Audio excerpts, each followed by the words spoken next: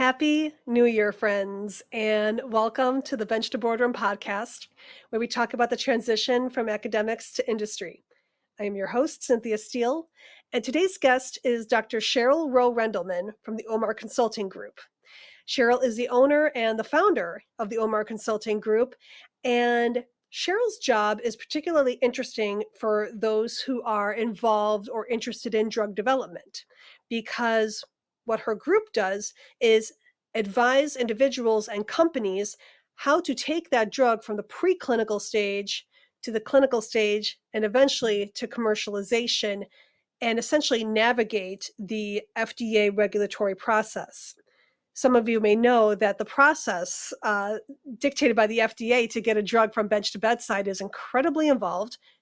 Rightfully so. We want to have the safest, most efficacious drugs available to patients and weed out the ones that maybe cause a little bit of toxicity. And Cheryl's group advises people on how to do that in the best way possible. Cheryl has a bachelor's degree in biology from Princeton University, and she seemed very set up to become a teacher until a very well-meaning headmaster politely told her that third graders don't usually isolate DNA for an assignment, and that maybe she should consider another path. So good thing he did that, because after Cheryl graduated #1 in the country in biochemistry, yes, that's a thing, she eventually did a postdoc at University of California, San Francisco, became interested in industry and became interested in the regulatory process. And here we are. And we're so grateful to that headmaster for putting Cheryl on this track, because she is a wealth of knowledge.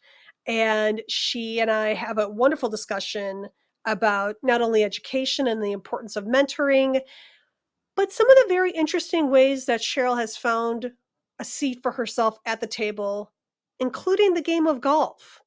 Yes, golf. She's still trying to convince me to take it up, but she makes a very good case for how golf can get you a seat at the table. So without further ado, here's my episode with Dr. Cheryl Rowe-Rendleman.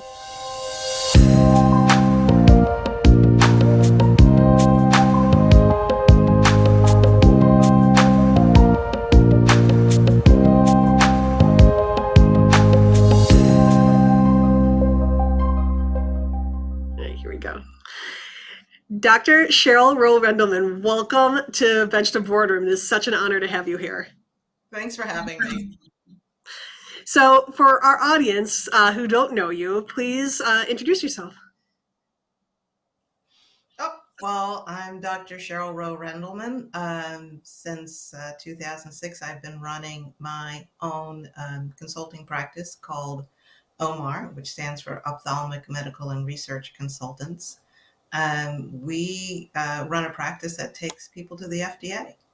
I did this after having worked in industry for a while and figuring out where were the holes in industry and some of the problems with getting drugs that were being developed at the bench to the FDA and then being approved as drugs that we can use. And I found lots of holes, but there weren't a lot of people who were around to plug them. So I started my own practice. That's so cool. We're gonna get to that part of your life where you made the decision to do that. But let's start from the beginning. So, were you always interested in science? Well, yeah, I think I had a scientific bent in me, but I think I was more of a political and social advocate following in the steps of my mom. My mom, I can remember from very early times, was making sandwiches, and I was making them along with her for people who were making the March on Washington. And I was too young to go around with her.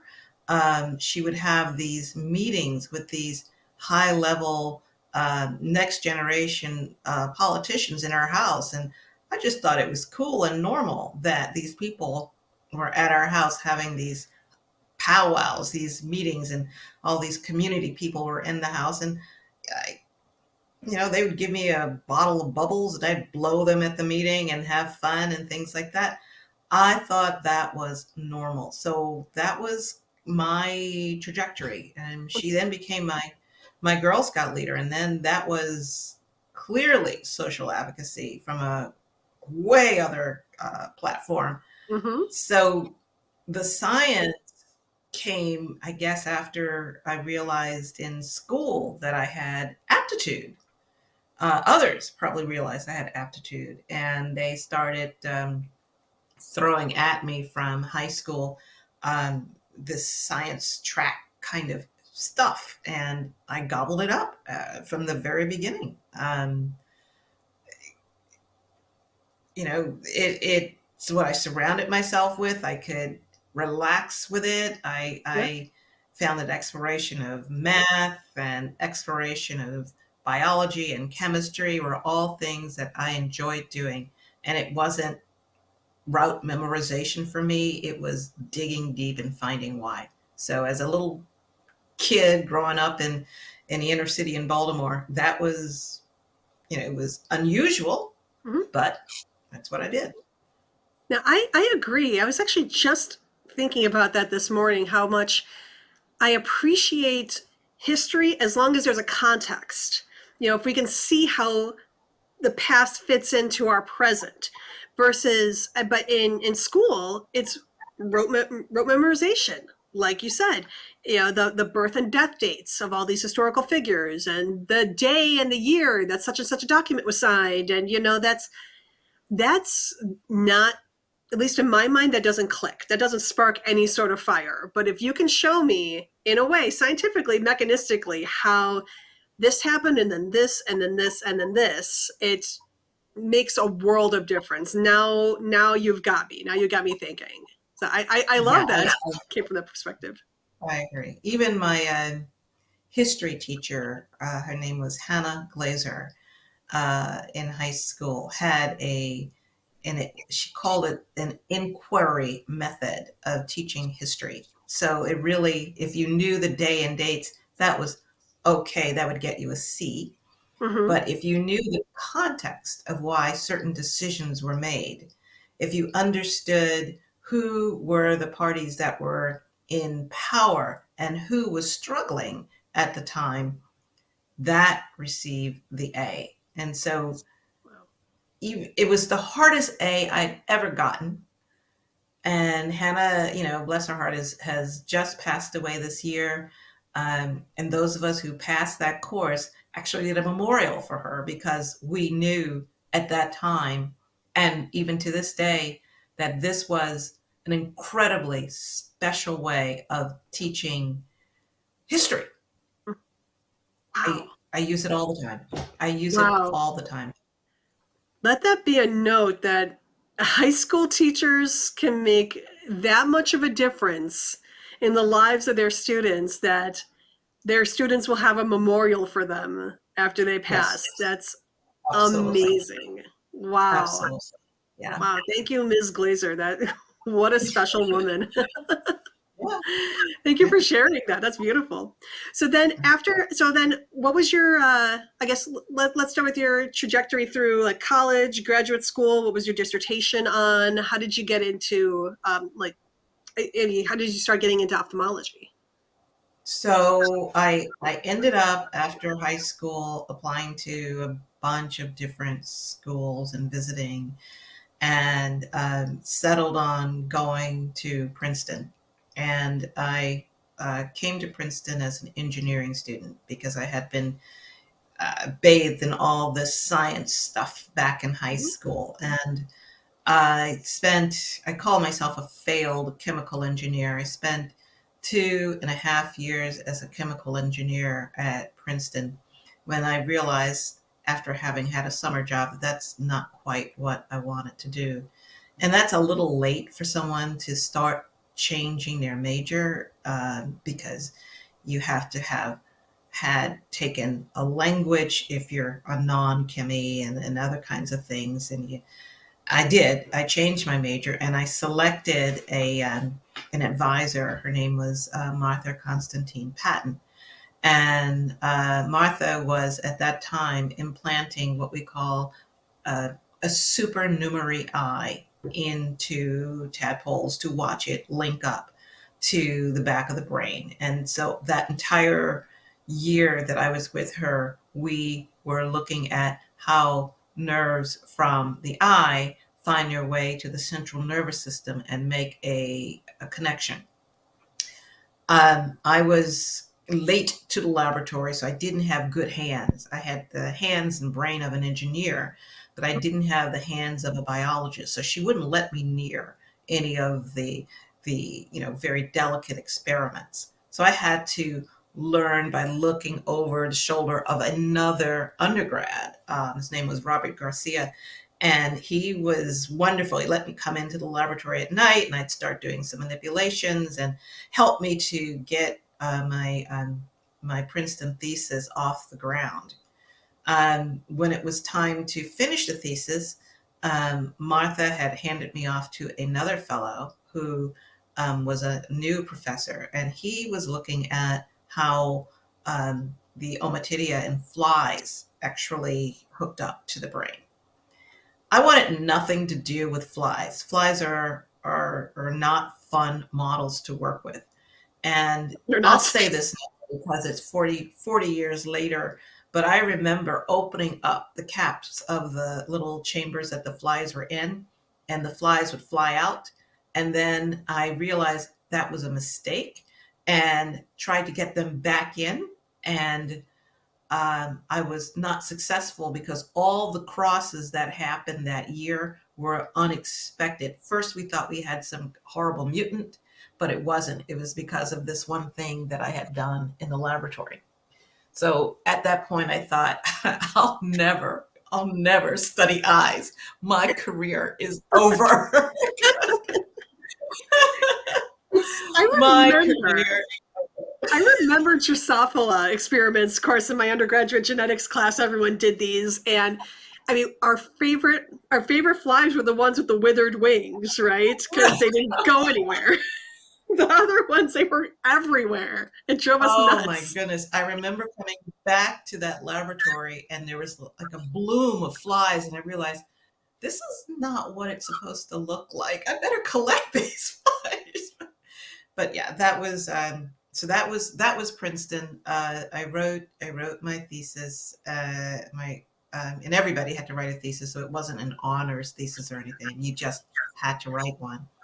So I wrote my thesis, and after Princeton, I went away to teach, and I taught at the Crossroads School of Performing Arts, and I taught science. I was a very young science teacher. My students were the students of actors and musicians, and they were all well heeled in the theater and television and movie. And so I learned how that half of the world lives. But those kids have to pass biology too. So, That's I good. had to create a course, um, teach them to dissect animals and to do it in a way that didn't mess up their fingernails or anything like that. I mean, this is the way the other half lives. I didn't know anything about this. When a I didn't know 60-year anything old about gets this a until nose, right now. yeah, you just it's for me. I was a young teacher. I was learning things. I was learning these parents. They were very, very well healed in the movie and television industry. And Mm. to this day, I still watch a movie to the very end because one of my students is going to be there. So that's kind of the way that was. But I I taught school in Santa Monica, and I taught school in Houston. And at the end of my last year teaching school in Houston, my headmaster came to me and asked me, still very young teacher, what did I want to be when I grow up? I said I wanted to be a teacher. And he sadly shook his head like this. And I was moved to tears because I thought I was being fired. But he was trying to give me a pep talk. He was trying to tell me that none of the teachers in the school that I was at, it was St. John's School in Houston, was trying to teach their third graders how to isolate DNA.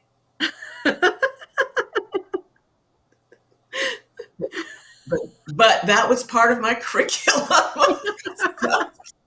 You are never too young to learn. And, he said, I think uh, there's something there in you, and you need to go after your PhD. Aw. And I came home and I told my husband at that time what the guy had said. And lo and behold, he was overjoyed. He thought about, because he couldn't tell me that, but Yeah. he was overjoyed. And Aw. he said immediately, go take your GRE, go find this is Texas, so Houston, Texas. There's plenty of schools there. Mhm. And I did find a wonderful school, and I applied. And the next thing I knew, I was in an accelerated PhD program with a fellow named Joe Eichberg. He immediately asked me to write a grant. Immediately? I said, is he kidding?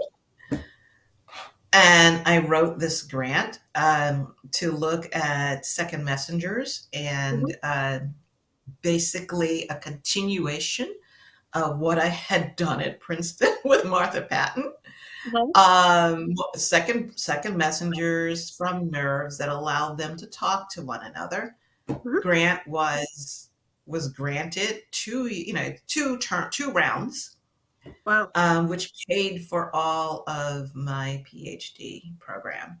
And when Wow. I graduated from the University of Houston, I graduated number one in the country in biochemistry.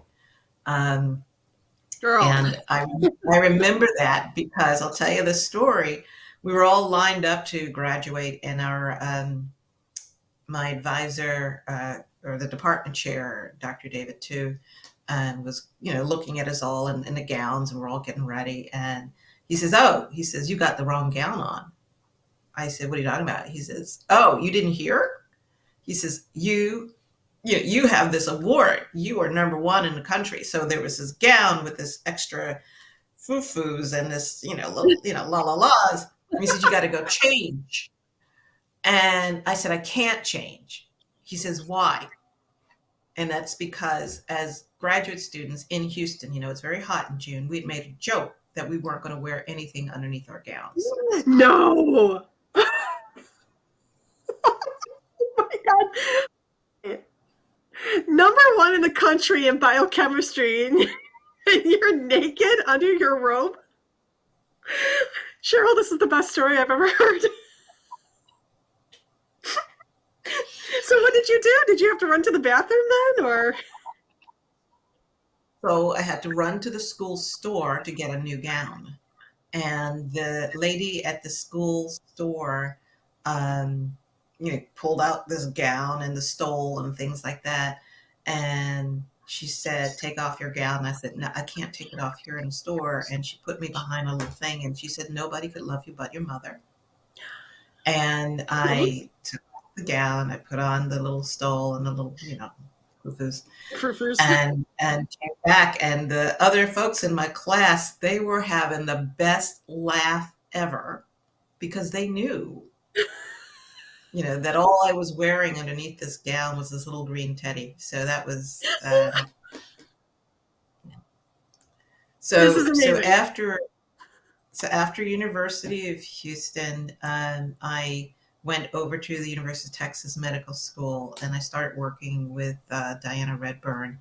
And once again, I'm back in the eye. Diana was trying to create ways to transplant, or what ways to discover how new eyes were developing particular cell groups, because the eye has 7 layers of cells in it. How do those cell groups talk to one another? Once again, this second messenger stuff that happened long, long time ago.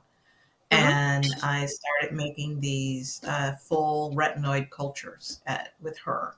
And at the end of that of that postdoc, she told me about a position that was opening up at the University California San Francisco Medical School with Roy Steinberg.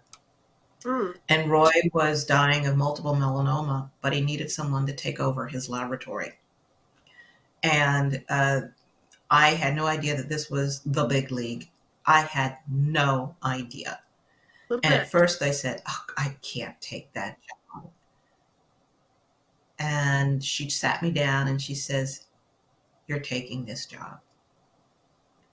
And it was as if she had strapped me to the back of a rocket because my career took off. Within Amazing. a month of being with Roy Steinberg, he had sent me to NIH to sit with Carl Kupfer to talk about the 10-year plan for the work that was going on in his laboratory and how I would be facilitating it. Talk about baptism by fire.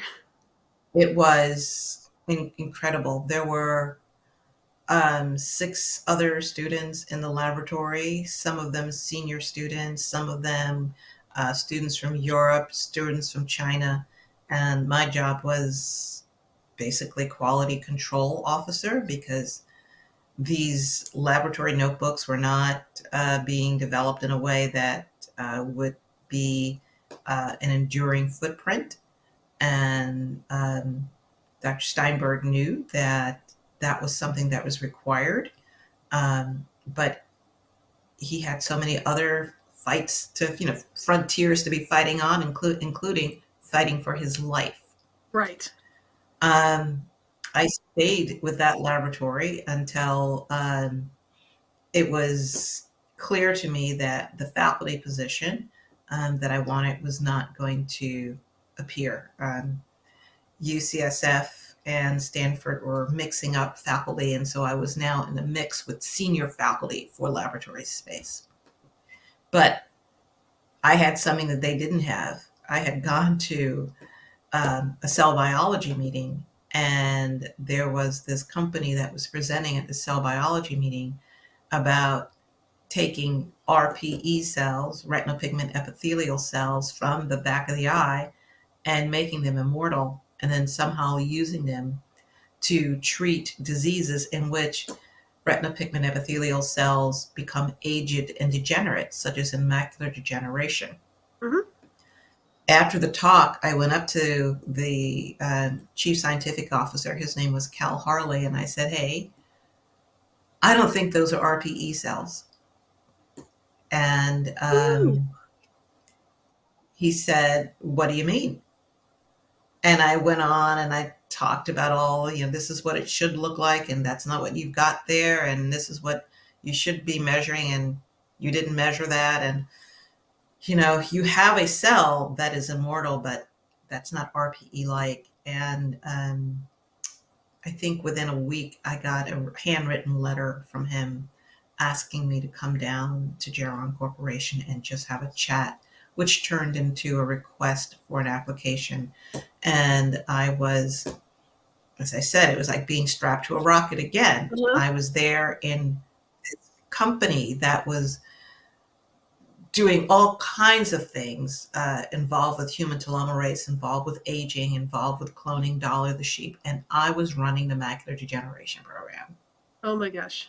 And I went with the blessing of Roy. He said, this exactly suits you. He says, because you would probably wither away at the bench because it doesn't allow you to expand the breadth of the kinds of things that you like to do. And that's when he explained that people who work at the bench, have depth in terms of, how deep they are in a small particular area. And they become very, very, very good, but it's a narrow field and it's very deep. And that my thinking was flipped on its side, and my field was very, very, very, very broad because I was always making connections. So, I could talk about macular degeneration and I could talk about growing cells, but then Far to the left, I could talk about signal transduction and all kinds of things that happen in other types of animals and in other types of diseases. And far to the right, I could talk about, how this could never become a medical discovery unless the following things happened on the medical side. So that was what I needed from him, Mm-hmm. pushed me out the door with his blessings, and I went. And we immediately started making drugs for the FDA. And that's when I realized, oh, there are some holes here that we've got Mm. to fill. Yeah. We had members of Congress come down to us to speak about what does it mean to have telomerase on board? What does it mean to have this type of therapy? And is it ethical to have this kind of therapy because it came Mm. from that time, from embryos Yeah. and umbilical cords and foreskins? Mm-hmm. And the answer at that point was no, it's not ethical.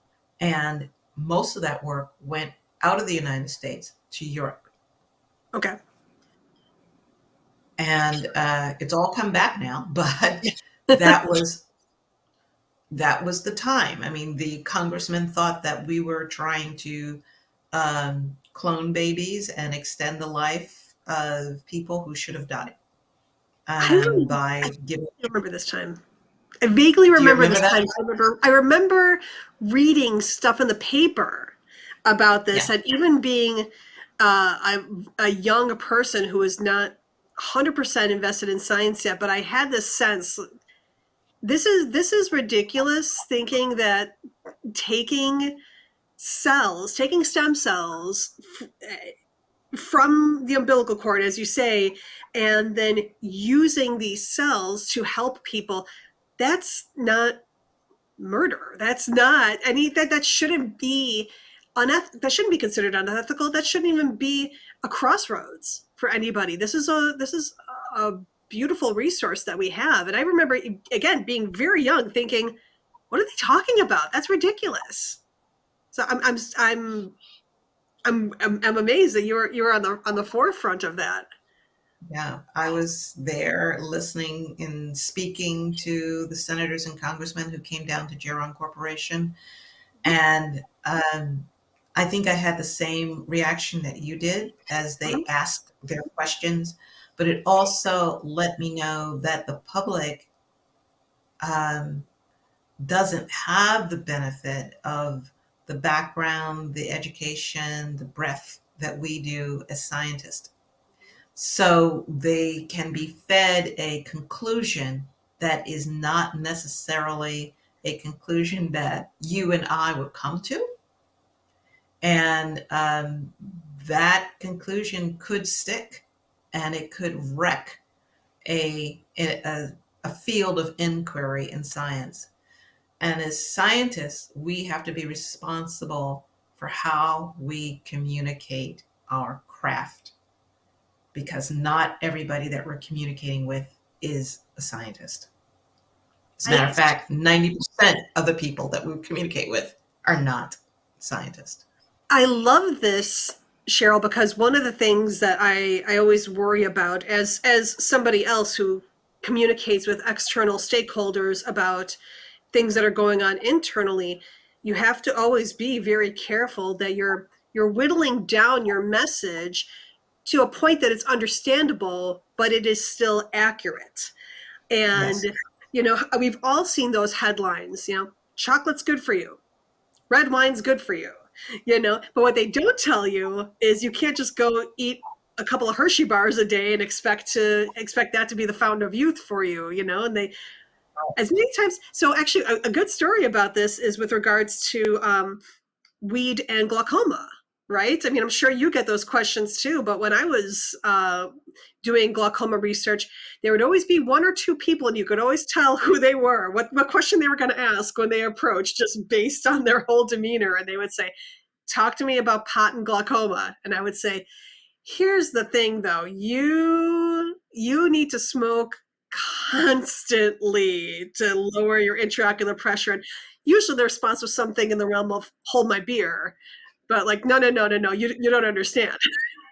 Yeah. You don't understand how much Yeah. weed we're actually talking about here. So I would not rely on that as a way to lower your pressure. And in fact, based on pressure fluctuations, could actually make it worse. So don't consider that necessarily therapeutic at this time.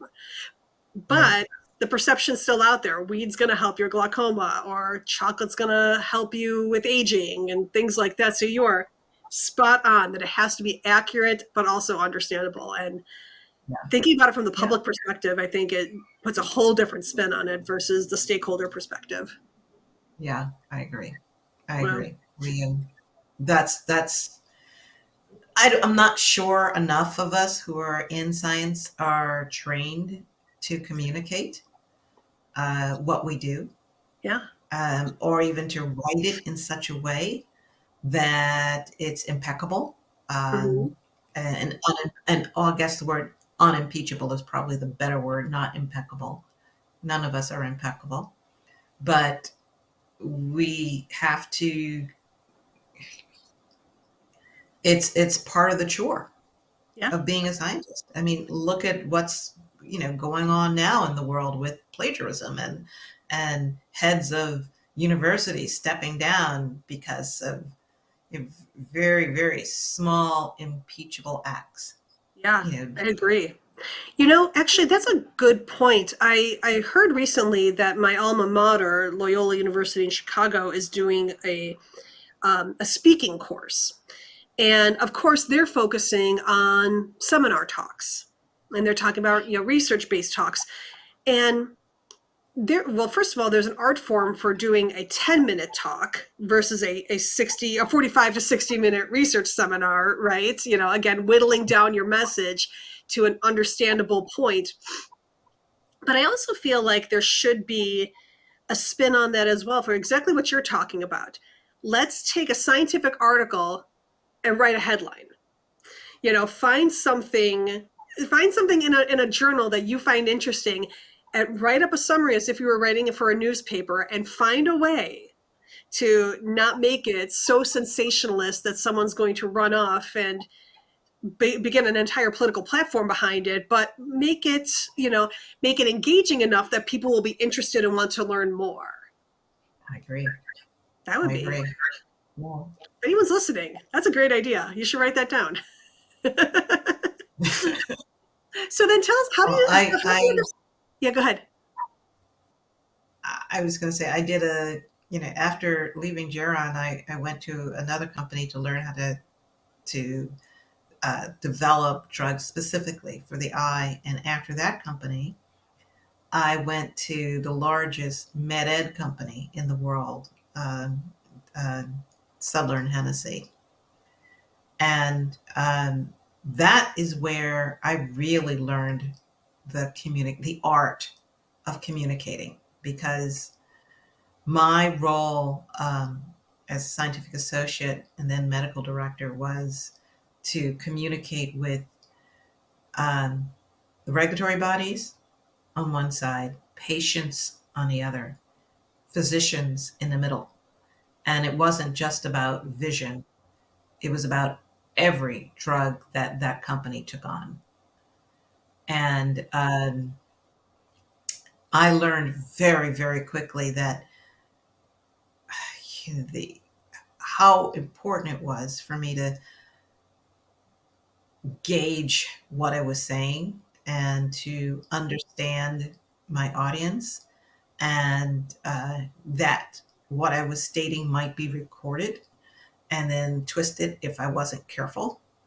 Um, I was in charge of several physicians who would go onto these podiums at these huge meetings, and I had to make sure that they understood the quote unquote message so that they could deliver it.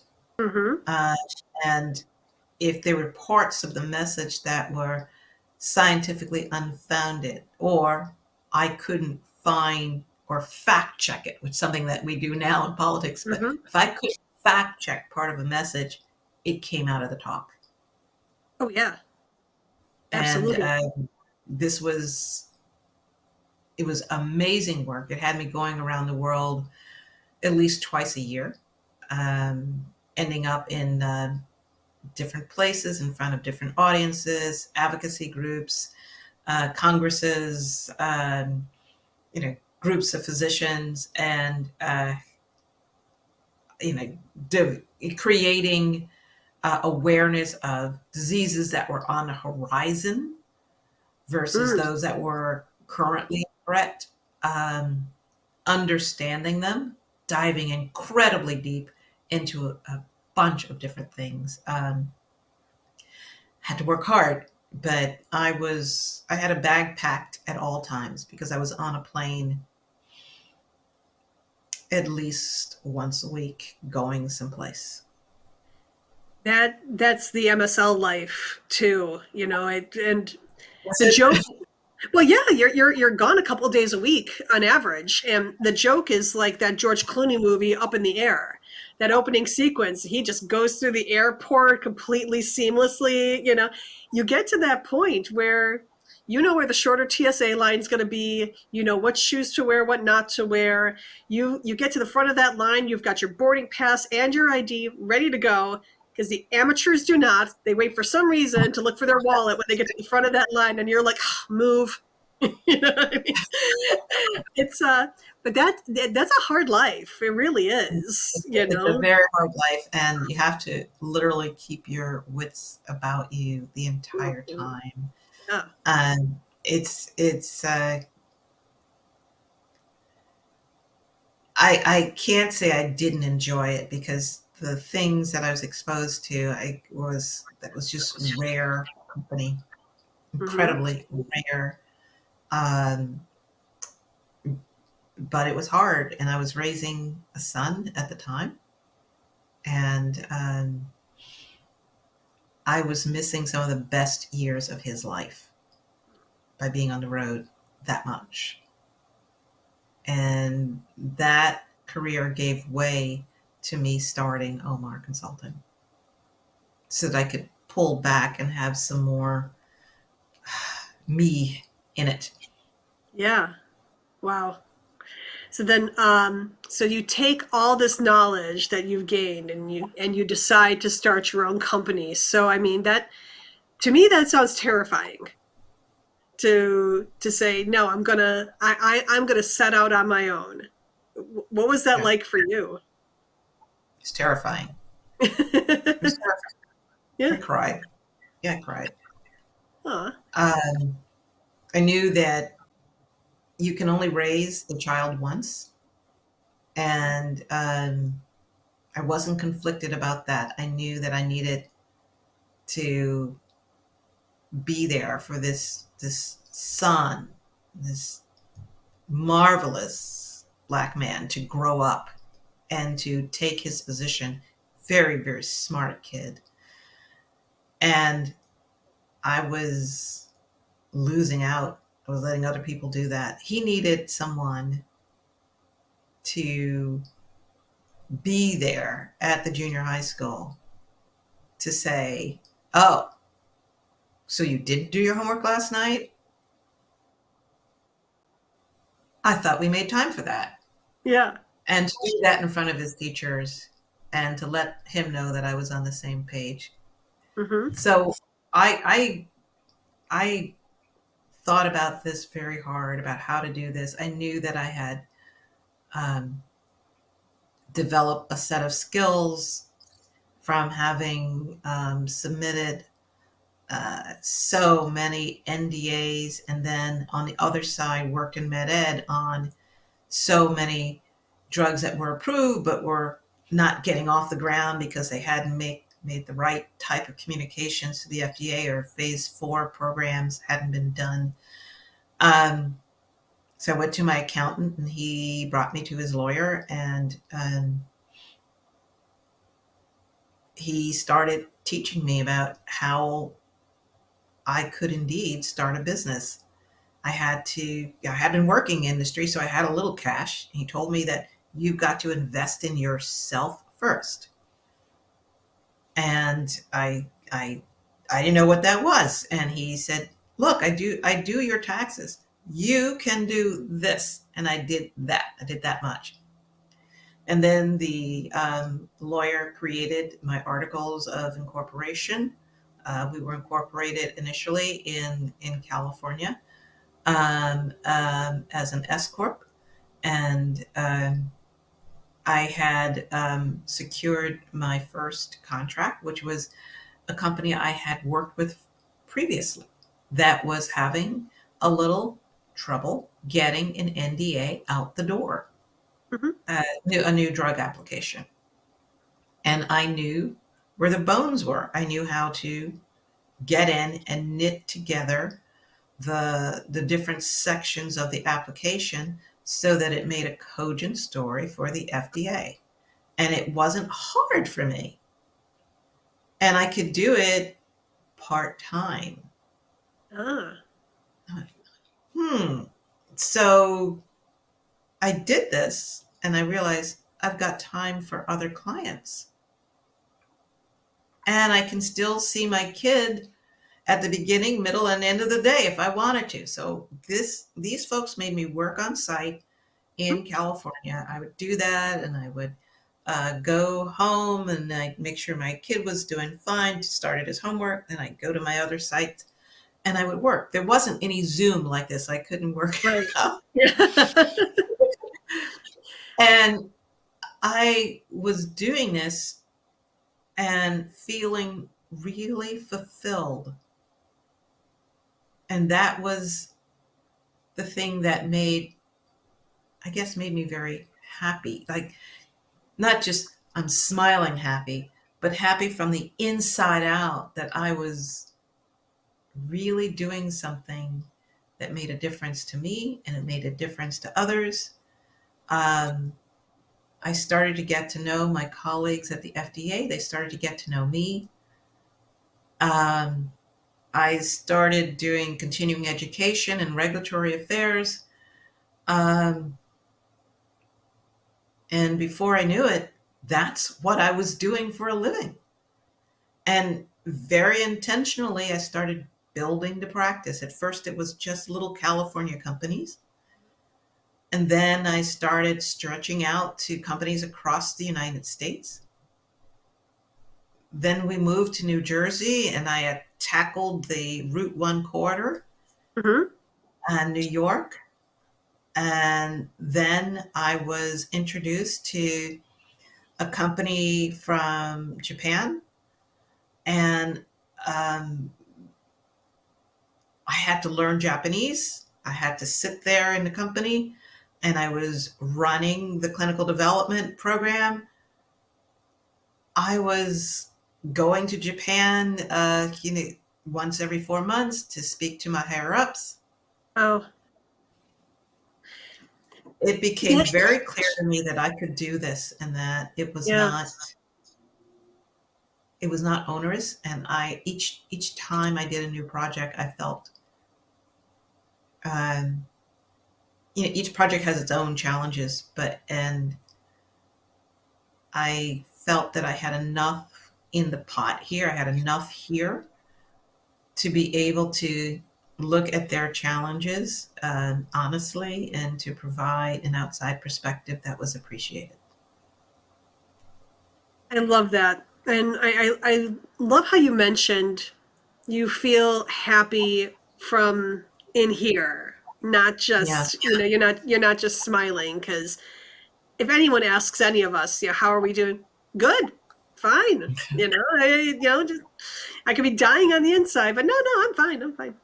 yeah, I do want to take a quick step back though, because I'm guessing that a lot of my listeners don't understand a lot about the FDA process and going from bench to bedside. So can you take a minute and just describe kind of what is involved in this process and why someone like you and now your colleagues are needed for companies to navigate that process? yeah. Why we're needed is really important. When big pharma realized that they could not keep their pipelines full without going out to the small boutique biotech companies that were innovating, um, the know-how that big pharma had and the sway that big pharma had with the regulatory agencies did not come along with their inquiry into these small companies.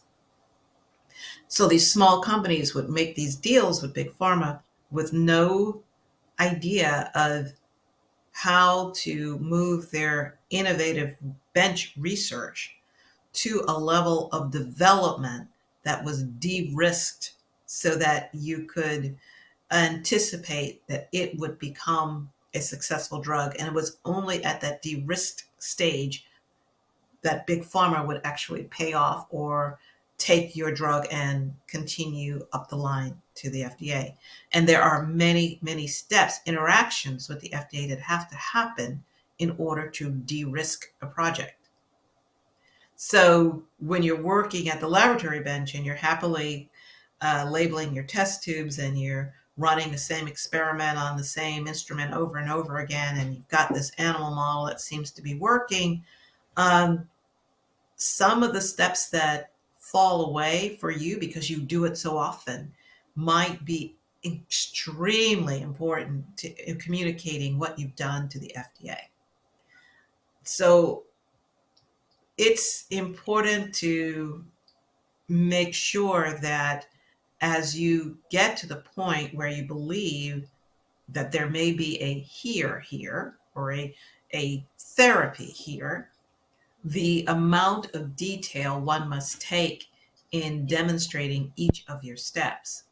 And those things are not typically done in the university or hospital laboratory setting. And we don't teach them. We don't teach them. Sometimes it's done for the sake of expedience. Sometimes it's done for the sake of just getting that next grant done. And that's great for your NIH grant or your NSF grant or your Bright Focus grant. It's absolutely not great for your FDA filing. So I have to help companies go back and figure out what it is that they did, how often they did it, what were the limits of the quantitation that they did, what were the reagents that they did, whether the reagents were useful for use in humans or not. If they were not, then go back and recreate the entire gamish with reagents that you can use in humans, creating specifications for the outcome, not just accepting an outcome, um, and creating the right level of non-clinical studies to support a clinical trial that they intend to do. And that last part is really important because we often do a bunch of animal studies thinking we've done all these great animal studies, so surely the FDA must believe me. But actually, no, they won't. There are areas. There's toxicology, there's immunogenicity, there's pharmacology, there's pharmacokinetics, there is safety, pharmacologic safety, such as the respiratory system, the central nervous system, and things like that, that we tend not to pay attention to unless we have to. So in the meantime, these other types of companies, which we call CROs, sort of sprang up. And they are supposed to fill in those blanks by doing some of those studies that are allowed, that required for getting you to the FDA. But often people at the bench don't know how to say to the CROs, hold on a minute, I don't need that study. I need this study instead. And they may have a suite of studies that they do all the time, but if you're working in a specific field, such as the eye, or if you're working in a specific field, such as the heart or the brain, there are specific studies that you need for those fields. And your CRO, who is a one size fits all type shop, doesn't know that. And you have to do that. So that's in a long way of saying that's what's needed to go from bench to bedside. In addition to that, the story behind all of it.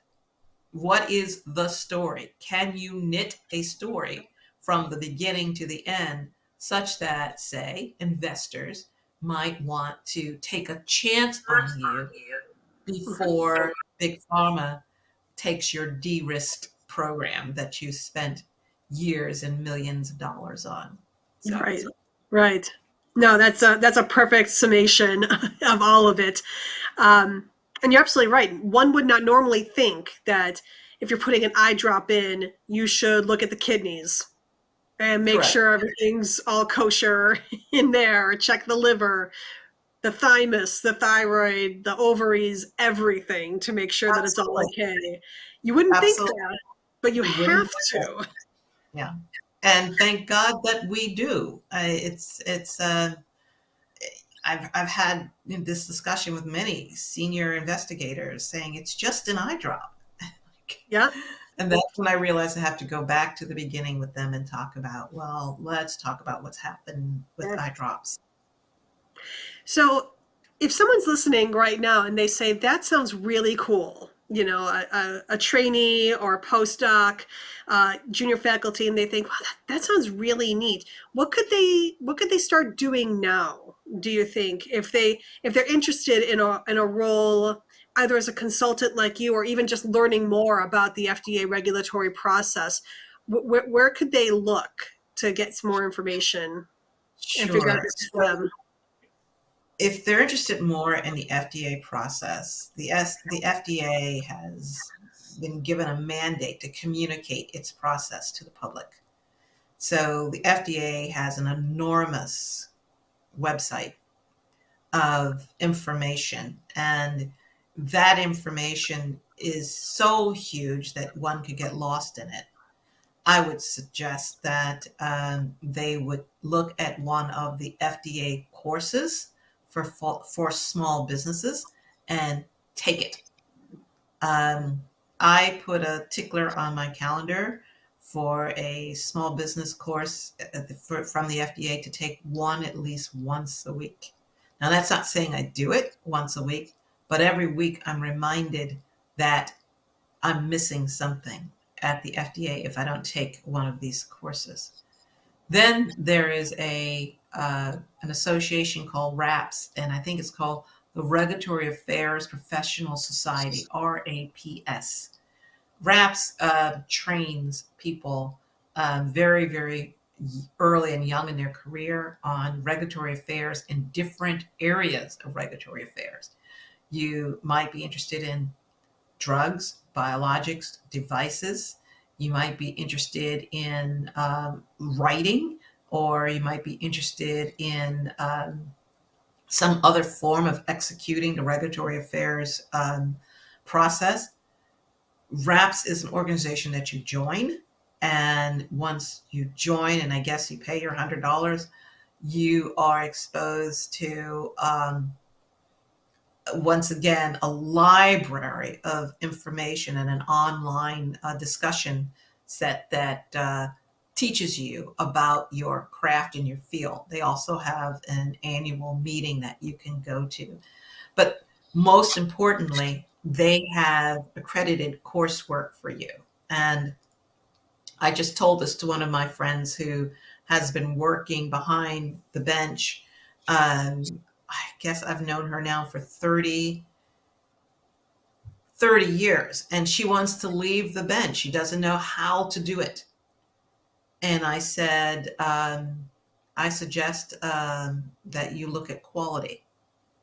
And quality is another part of regulatory affairs.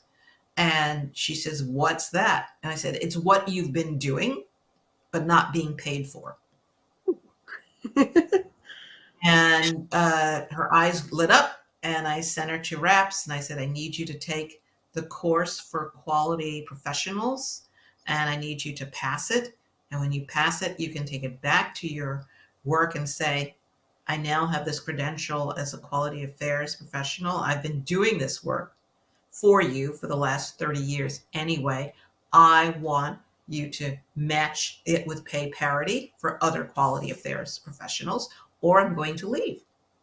Wow. And quality affairs professionals are often hired as consultants because there's not enough of them. These are the folks who understand things like, why would you have to audit a laboratory? And when you look at a laboratory notebook, what are you looking for? When you are looking at the ingredients that are used in a particular drug, what are those ingredients and why do they fulfill the specifications that you do? The travel is everywhere because quality affairs professionals have to go to different organizations and different manufacturers.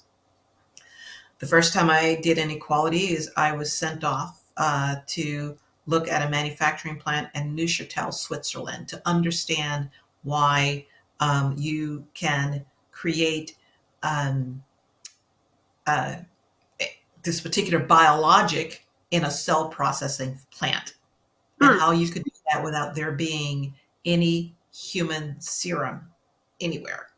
Ooh, wow. So Okay. yes, there's quite a bit in that regulatory piece that So cool. people can pull and do. It's a definite. Uh, there's a dotted line from the bench to regulatory, and that quality person in a lab, or the quality person in a hospital setting, or the quality person in a medical setting, or the quality person in industry is worth gold. And we don't get them. We don't have enough. Wow. All right. Good to know. In our last few minutes, I want to talk about golf. And I see, there it is. And I want to talk about how last year, when I saw you in Indianapolis at the AOPT meeting, you said, "Are you going to Women in Ophthalmology?" And I said yes. And you said, "And have you signed up for the golf tournament?" And I said, "Absolutely not, because I haven't touched a golf club in 10 years. And even when I used to golf 9 holes on occasion with my lab mates, we were all terrible, and we mostly just did it for fun and to get some fresh air." And you said, "That's perfect. That's exactly who we're looking for, and you better sign up." And I did, and I was terrified, but it ended up being so much fun, and I'm so glad I did it. So why is golf important, and why do you organize golf tournaments like that? I started playing golf when the men in my group would go off on the weekends without me, starting Mm. on Friday at about 4 o'clock to play golf. And they would talk about work and make decisions about work without me. And when Monday came, these guys would literally gang up on me. They had all figured out the rest of the world and all the world's problems on the golf course. And I wasn't there to put in my 2 cents. And if you're going to be part of it, part of these decisions, you got to be at the table. You got to be in the room where it happens. The room where it happens happened to be at this point a golf course in Princeton, New Jersey. So I took golf lessons and over the winter time inside, and by Inside. spring I was ready to go out and play golf with these guys, and I could hit the ball. And I realized very quickly that that was not the reason that these guys were going out to play golf. Hmm. None of them could hit the ball. None of them could play golf. And someone took me aside and quietly explained to me that it's not about playing this game. It's about spending the time with these people and getting to know them in a way that was not um, obfuscated by our roles, titles, and science, so that we could speak freely. Hmm. The Japanese word for this is called nomi, Nomi, and the Americanized way of this is called no communication. It's communicating without those roles, without those things that obfuscate the way that you can speak to one another. So that introduced me to a subculture that I didn't know about. And since none of these guys could really play golf, and I loved the game eventually, took many, many more lessons, joined golf leagues and things like that. I realized that I could take this same kind of thing and move it over to my professional organizations, like my Women in Ophthalmology, like the Association of Ocular Pharmacology, like ARVO. Uh, I belong to 7 different golf leagues now. Wow. Living down here in North Carolina, I can probably find a golf game on any day. The idea is that golf was a great character builder for me because that part of my character had not yet been developed.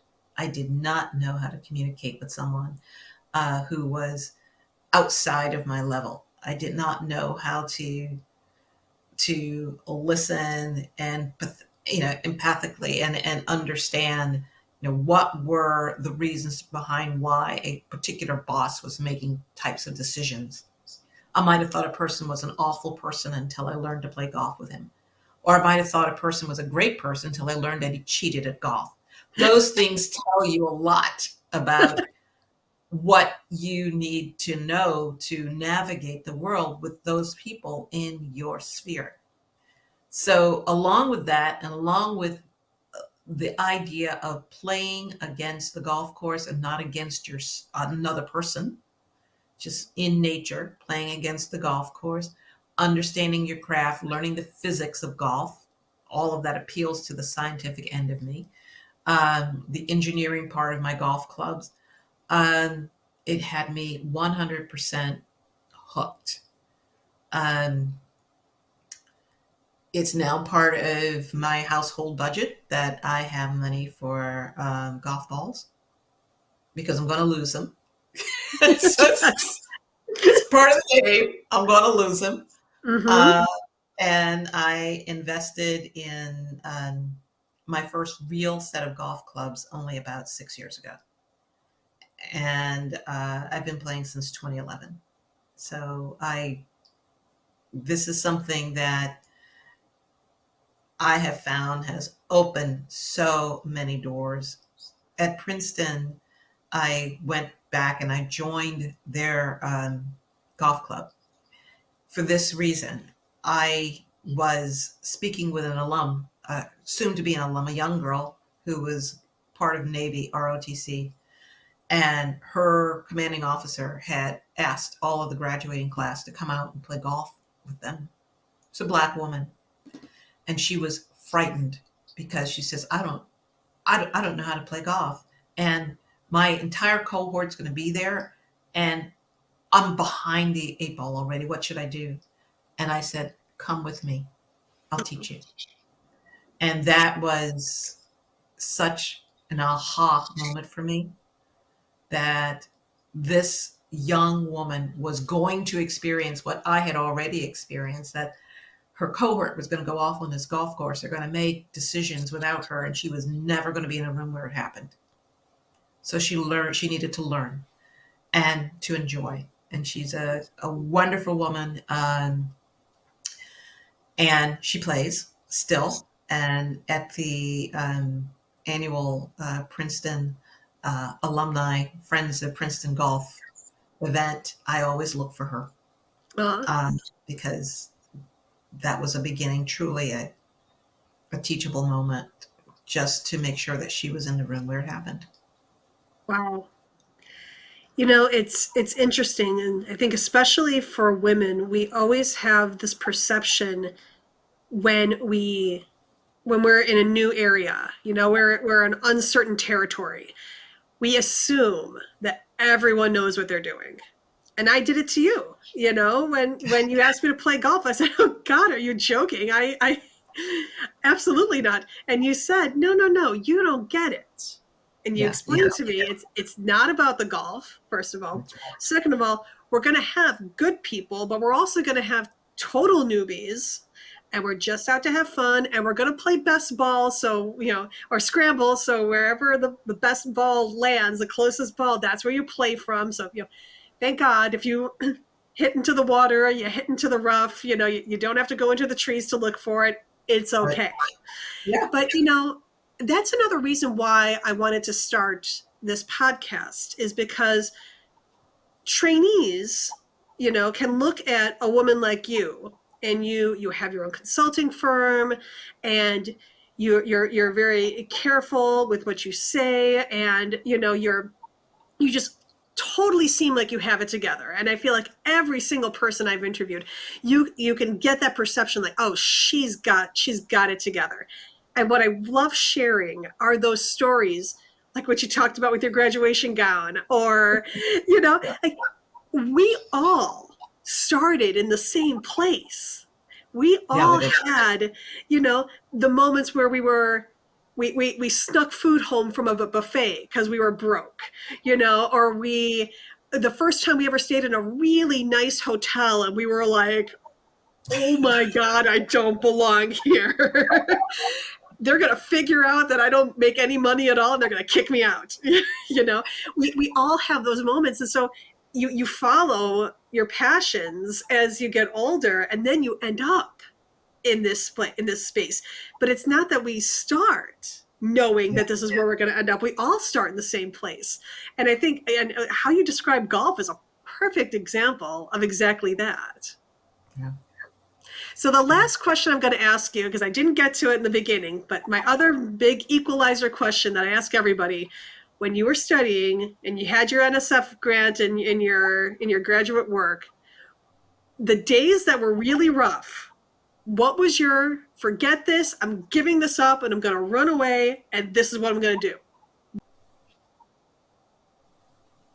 I have a classmate who is a musician. His name is Stanley Jordan, and very unusual jazz musician. And I thought I was going to run away and I was going to be his roadie.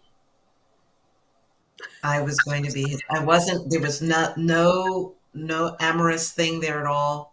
I just thought the guy was so cool that I was going to be the person who would go in and go to those nightclubs, make those arrangements, and be his roadie.